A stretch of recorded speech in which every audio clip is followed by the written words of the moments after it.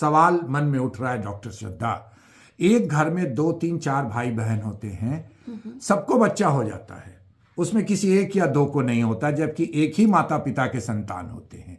ऐसा क्यों? क्या प्रकृति का क्या ये कारण है? हाँ बिल्कुल, बहुत सही सवाल है, क्योंकि इनफर्टिलिटी जो होता है वो समाज में हर 7 में से 1 या 6 में से 1 दंपति वैसा होता है जिसको बच्चा नहीं ठहर पाता है जी। और अक्सर आप परिवार में देखेंगे कि जहाँ मतलब 8-10 लोग हैं, उसमें से 1 या 2 दंपति वैसे होते हैं जिनको बच्चा नहीं ठहरता है। हाँ। तो उसका बहुत सारा कारण होता है। देखिए, पहली बात तो ये है कि जब शादी हो जाता है तो पहले साल तो अधिकतर लोगों को बच्चा ठहर जाता है। जी जी। जिनको पहला साल नहीं भी ठहरा तो अगले साल तो 90% को तो ठहर ही जाता है। लेकिन वो 10% जिनको अगला साल भी नहीं ठहरा, यानी कि 2 साल हो गए और अब भी नहीं ठहरा, तो अब उनको हम लोग अब हम कहते हैं कि अब आप जांच कराइए और इलाज कराइए। लेकिन यक्ष सवाल, क्यों नहीं ठहरा? इसकी बहुत सारी कारण हैं, और अगर कारण हम लोग पहले स्टार्ट करें कि लाइफस्टाइल से रिलेटेड हो सकता है, यानी कि औरत या पुरुष किसी में मोटापा ज्यादा होता है तो वो भी एक कारण हो सकता है, या फिर खाना पीना ठीक नहीं हो रहा है, यानी कि बहुत ज्यादा जंक फूड खाया जा रहा है, उसके कारण हो सकता है, या फिर पति और पत्नी एक रहते हैं विदेश में, एक रहती हैं पटना में, या एक रहती हैं महुआ में, तो फिर कैसे होगा जब संबंध ही नहीं बन रहा है? वो भी एक कारण हो सकता है। लेकिन जब हम लोग जांच करते हैं तो और भी कारण निकल कर आता है, जैसे कि इन्फेक्शन हो सकता है। अगर किसी औरत को धात गिरने का प्रॉब्लम है तो कारण होता है जिसके कारण बच्चा नहीं ठहरता है। और अच्छी बात यह है कि इसका इलाज सबसे आसान होता है।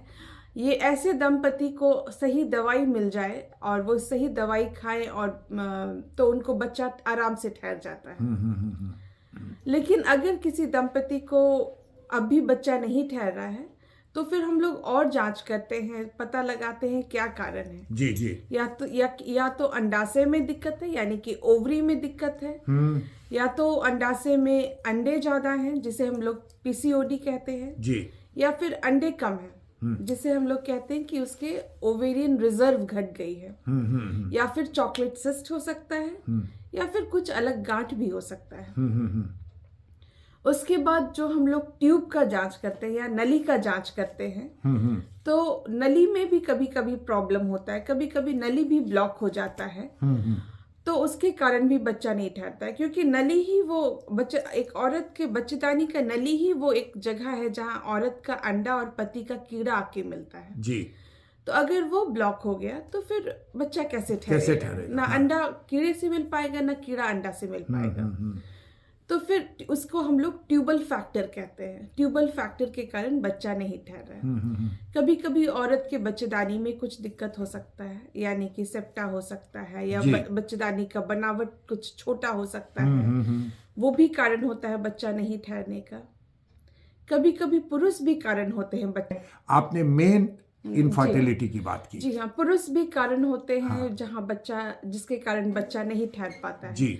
कभी कभी देखा गया है कि पुरुष का कीड़ा बहुत कम होता है और कभी कभी नील भी होता है। इसके भी बहुत सारे कारण हैं। अगर पुरुष तंबाकू, गुटखा, स्मोकिंग यानी कि सिगरेट ज्यादा लेते हैं तो वो कारण हो सकता है। कभी कभी कुछ अनुवांशिक बीमारी भी हो सकता है पुरुष में, जिसको जेनेटिक कारण कहते हैं, तो वो भी कारण होता है बच्चा नहीं ठहरने का। फिर अगर पुरुष में कभी डायबिटीज भी हो सकता है। जी। ये सब भी कारण होता है जिसके कारण बच्चे नहीं ठहरते हैं। कभी कभी ऐसा भी होता है कि सब कुछ ठीक होता है लेकिन फिर भी बच्चा नहीं ठहर पा रहा है, तो उसको हम लोग अनएक्सप्लेन्ड इनफर्टिलिटी कहते हैं, जो कि कॉमन है। ऐसा नहीं कि ये अनकॉमन है, माने पता नहीं चल पा रहा है। आगे जांच करते हैं तो धीरे धीरे खुलता है कि ये इस कारण से बच्चा नहीं ठहर रहा था, और इस तरह का इनफर्टिलिटी को अनएक्सप्लेन्ड कहते हैं। आगे बढ़ें उससे पहले एक बात बताइए, इसमें परसेंटेज कितना होता है? क्योंकि महिलाओं को ही दोष दिया जाता है बच्चा नहीं होने के लिए, ये भी तुरंत क्लियर करते चलिए। बिल्कुल, इनफैक्ट मेल इनफर्टिलिटी का जो परसेंटेज है वो 30 से 50%, मतलब 30%।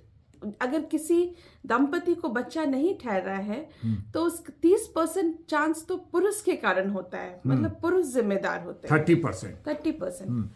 औरत भी 30 से 50% जिम्मेदार होती है, और कभी कभी ऐसा होता है कि दोनों ही जिम्मेदार होते हैं। अच्छा, दोनों में कुछ कमी पाई जाती है। दोनों में कमी पाई जाती है, तो वो भी इनफर्टिलिटी का कारण होता है। तब तो इसमें किसी पर दोष देने की जरूरत नहीं है, नेचुरल है ये, कभी नहीं किसी पर दोष देने की जरूरत। मैं बार बार इस माध्यम से, रेडियो एक बहुत सक्रिय माध्यम है जो कि हर घर को जाता है, और मुझको लगता है घर के बुजुर्ग इसको ज्यादा सुनते हैं। तो मैं इस माध्यम से ये बार बार गुजारिश करती हूँ कि किसी दंपति को अगर बच्चा नहीं ठहर रहा है तो दोष मत दीजिए, उन्हें मदद कीजिए, उन्हें रास्ता दिखलाइए और उन्हें बताइए कैसे बच्चा ठहर सकता है, कहाँ जाएं, कहाँ इलाज कराएं कि बच्चा ठहरे, लेकिन दोष मत दीजिए। जो इंसान दुखी है उसको अब अगर आप 4 बात सुना रहे हैं तो वो अपना दुख कहाँ जा करके बयां करेगा? घर में ही करेगा। हाँ, बुजुर्गों को साथ देना होगा। लेकिन एक छोटा सा सवाल हम यहाँ पूछना चाहते हैं।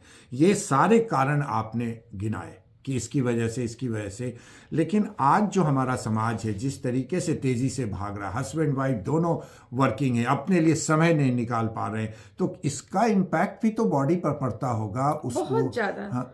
बहुत ज्यादा। इसको कहते हैं हम लोग स्ट्रेस इंड्यूस्ड इनफर्टिलिटी। हाँ। कभी कभी ऐसा होता है कि पति, जो कि हम बताई कि पति दुबई में है, हाँ, पत्नी है हमारी सीतामढ़ी में है, जी, या पत्नी है सिवान में है, तो एक तो वो कारण होता है, वो लोग सही समय पे, जब एक अंडा, औरत के अंडाशय से एक अंडा निकलता है, उस समय वो लोग संबंध नहीं बना पाते हैं, वो एक कारण होता है। दूसरा कि स्ट्रेस, आज के लाइफस्टाइल में स्ट्रेस इतना ज़्यादा होता जा रहा है, लोग इतने कामकाजी हो गए हैं, इतने बिजी हो गए हैं कि उनको एक दूसरे के लिए समय नहीं निकल पाता है।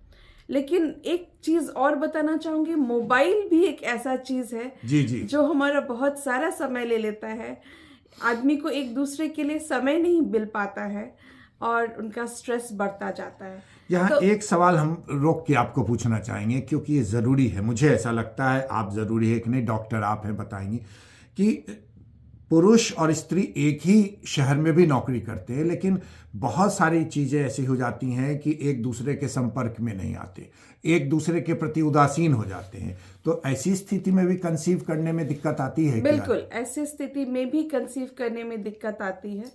तो ऐसे स्थिति में मैं उनको यही बताना चाहूँगी, आप अपने डॉक्टर से मिलिए। अल्ट्रासाउंड डॉक्टर करती हैं और उसमें अल्ट्रासाउंड से ये पता लगाती हैं किस दिन औरत के अंडाशय में अंडा बन रहा है और किस दिन अंडा बन के फूटता है। जी। तो वो अगर जान लिया जाए कि किस दिन अंडा फूटता है, ये वैसे दंपति के लिए बहुत लाभदायक होता है जहाँ पति और पत्नी को समय नहीं है। जी। तो मैं यही गुजारिश करूंगी कि जिनको बच्चा नहीं ठहर रहा है और शादी के काफ़ी साल हो गए हैं, तो अब इधर उधर समय ना बर्बाद करें, अपने स्पेशलिस्ट डॉक्टर यानी कि इनफर्टिलिटी स्पेशलिस्ट डॉक्टर से मिले, सही जांच कराएं, समझें कि उनके लिए क्या इलाज सही है और इलाज करवाएं और बच्चा अवश्य